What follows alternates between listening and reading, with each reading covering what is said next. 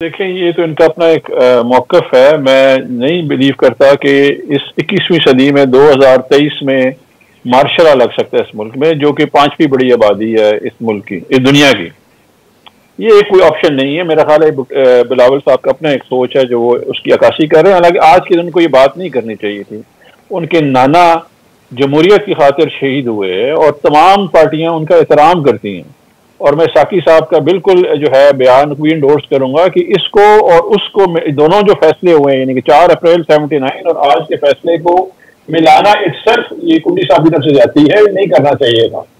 दूसरी बात यह है कि इस वक्त जो है क्वेश्चन क्या है कि आया आपने आइन पे अमल करना है या नहीं करना, सुप्रीम कोर्ट के ऑर्डर के ऊपर अमल करना है या नहीं करना। देखें, इस वक्त मैं हैरान ये हूं, ये 13 जमातें जो हैं ये सारे अपने आप को जमहूरी कहते हैं, बशमूल पीपल्स पार्टी जो सबसे बड़ी जमहूरियत 50 साल मतलब कि जो अभी 1973 के आइन के 50 साल जुल्फिकार अली भुट्टो साहब ने दिया, वो कह रही है जी इलेक्शन नहीं कराना हमने। ये पहली जमहूरी पार्टियां मैं देख रहा हूं। और आइन भी कह रहा है 90 दिन में, और सुप्रीम कोर्ट ने ऐसा क्या जुल्म कर दिया ये कह के कि 90 दिन में इलेक्शन करवा दें। पूरा की पूरी जो है आपकी हुकूमती मशीनरी खड़ी होगी। और मैंने जैसे पहले कहा, ये तो इलेक्शन कमीशन का फैसला था, इलेक्शन कमीशन का और सुप्रीम कोर्ट का है। अच्छा, बयानबाजी सारी की सारी हुकूमत की तरफ से आ रही है। हाँ, अभी बिल्कुल बातचीत हो सकती है आप जनरल इलेक्शन के ऊपर। अच्छा, इसमें भी एक पॉइंट मैं बता दूं, 2 सीनियर जो है इनके कानूनदान है पीपल्स पार्टी के, उसमें एतजाज अहसन साहब है और खोसा साहब है। दोनों को point of view People's Party से जो इस वक्त हुकूमती जमात है उनसे जो है, जो हुकूमत में बैठे हुए बिलावल साहब से यकसर जो है मुख्तलिफ है। वो कह रहे हैं कि आइन जो है खत्म हो जाएगा।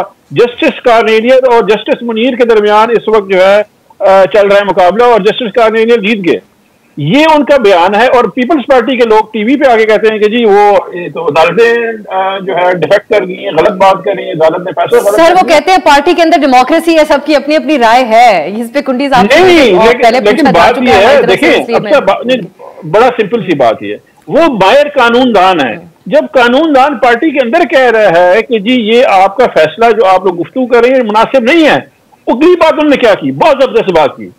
उन्होंने कहा, जो एक डेट की बात कर रहे हैं, उन्होंने आवाज दी रजा रबानी साहब को। उन्होंने कहा 18वीं तरमीम जो है उसकी मौत वाक़या हो जाएगी अगर आपने ये काम कर दिया कि 2 फेडरेटिंग यूनिट के इलेक्शन हो रहे हैं, तीसरे को उसके ऊपर अफेक्ट करना शुरू कर दें।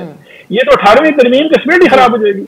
ये सारी की सारी कॉन्ट्रडिक्शन हैं, इसलिए कि इनकी, मैंने आप बोला ना कि ये हौसला खो बैठे हैं इलेक्शन लड़ने का भी। ये मरियम का बयान जो है ये तो हमारी जीत है कि वो खुद मान रही है कि वो हार गई हैं। अच्छा, उनके वाले साहब जो लंदन से बयान दे रहे हैं वो खुद मान गए हैं हार गए हैं, मतलब कि इलेक्शन जीते हुए तहरीक इंसाफ ऑलरेडी जीते बगैर जीत गई है, इलेक्शन लड़े बगैर।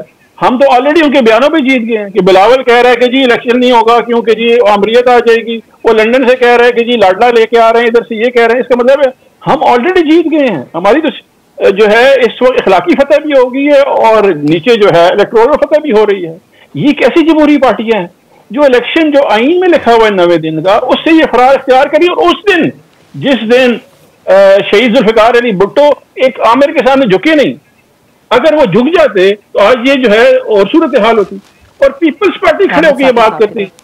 मुझे तो बहुत दुख है इस बात पे पीपल्स पार्टी से कि पीपल्स पार्टी इतनी कुर्बानियां देने के बाद आज इलेक्शन से फरार इख्तियार कर रही है और पूरा जोर अदलिया पर डाला हुआ है, इसलिए कि इलेक्शन ना हो जाए। मैं इस पे कुंडी साहब से बात करूंगी, ठीक है।